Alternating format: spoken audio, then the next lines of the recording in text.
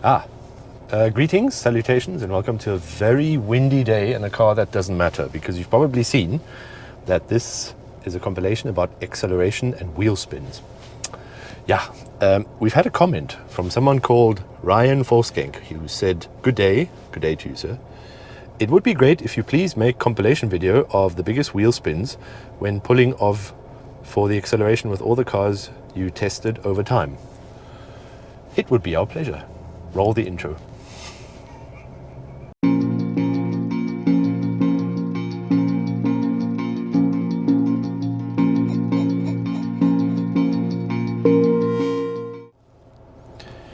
Okay, before we get going, I have to put in some boring T's and C's, terms and conditions. Just skip to the good bit in the video. Hopefully this will come up as a chapter, or you can do the search bar and see where the action is. But I have to put in, I personally love wheel spin. In fact, if you skip right to the end of the video, there's some evidence of that, sort of a hidden scene. But an excess of wheel spin, or too much of it, is not good for a car. And of course, it's not good for acceleration testing. Wheel spin is quite unnecessary. And during testing, we have to get an idea. I usually do most of the testing. So every clip you're about to see is probably slower than all the others we did. We do multiple runs with a car.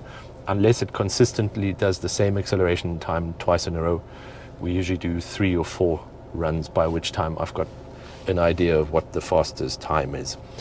And as I was saying earlier, usually that does not involve excessive wheel spin. Also, just to note, we treat every single press car better than we would our own cars. It doesn't matter what it is, if it's a Renault Kwid or a Mercedes S65 AMG, we try and treat them better than our own cars, with respect. We even have company rules. It's printed out somewhere, it's frayed a bit on the edges, but no eating, no messy kids or dogs, spouses, no abuse, which includes massive wheel spins. Of course, there are 1 or 2 exceptions. Really sporty, overpowered hooligan cars come to mind, like the Lumina SS or C63. They're tail happy, so we're obviously going to test the limits of grip, but we're not going to do mega drifts, massive slides and burnouts. That's not what we do.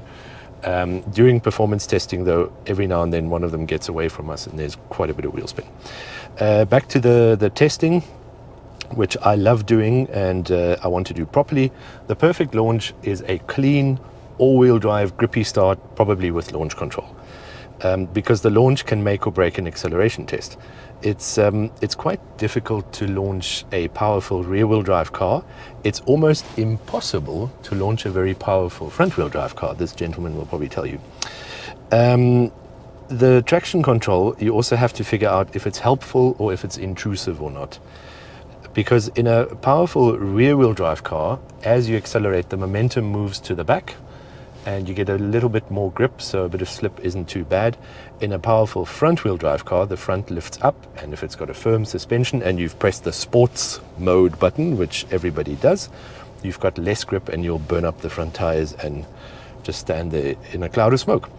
However, with an automatic car, it's a little bit easier because I'll do a brake stand or power brake or torque load or whatever you call it. With a manual transmission, it is quite tricky and you need to get some practice and multiple runs in to find the best balance. The rear-wheel drive, like I said, is fairly easy to modulate because of the transfer of momentum. The front-wheel drive, like a Civic Type R, the turbos, the Megane RSs, you have to be so gingerly on the clutch. And then also, like I mentioned, try and see if the traction control helps you. And in most cases, it is actually quite helpful. A bit of wheel spin can help, though. In my experience, or in our team's experience, to get the car going off the line, you need a perfect transition between a bit of slip and a clean first gear pull. So you want to induce a bit of wheel spin, get the car rolling, and then it sort of transitions perfectly and pulls, if you know what I mean. Perhaps, shall I put a clip in now? Yeah, well, I've mentioned it, so I'll put it in now.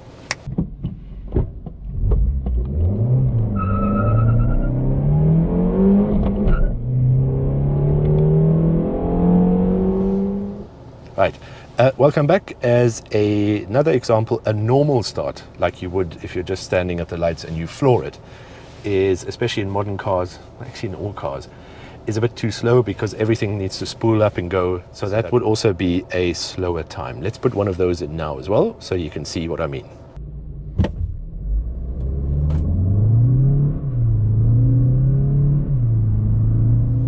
Right, and as a third example, well, actually, all of the following will be examples. If you have too much wheel spin, you're not going anywhere. And you'll see in quite a few of these clips that I actually got out of it. Some cars were starting to go sideways. So obviously I had to abort that run. And now you'll get to see the most severe wheel spins we've had during performance testing. And we've rated them in severity from the shortest wheel spin to the longest with, if we can, sort of like a timer. Which includes second, third, and quite unbelievably, fourth gear wheel spin, or wheel chirps at least. If you enjoyed this compilation, please let us know in the comments below. We have others.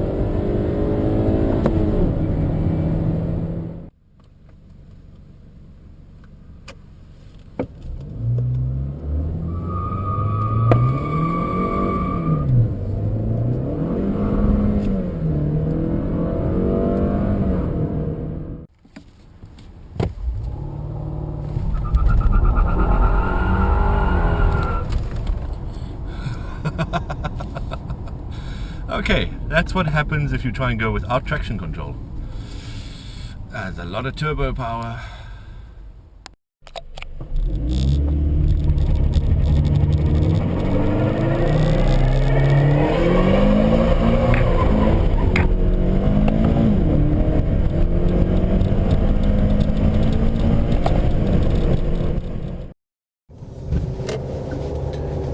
Okay, that concludes our wheel spin compilation. I hope you enjoyed it. Please don't repeat that at home. Be kind to your tires. Let us know what else you'd like to see. We are coming up to 10,000 subscribers. Thank you so much. Keep your hands on the wheel at all times. We've got some blooper reels which are in the members only area that has like 3 members. Hello Muti. And we're probably going to release those in celebration of our 10,000 subscribers on YouTube. That includes axle stamping, camera fails, battery, stuff like that. But please, let us know in the comments below what else you would like to see. And thank you so much for watching. See you on the next one. Bye!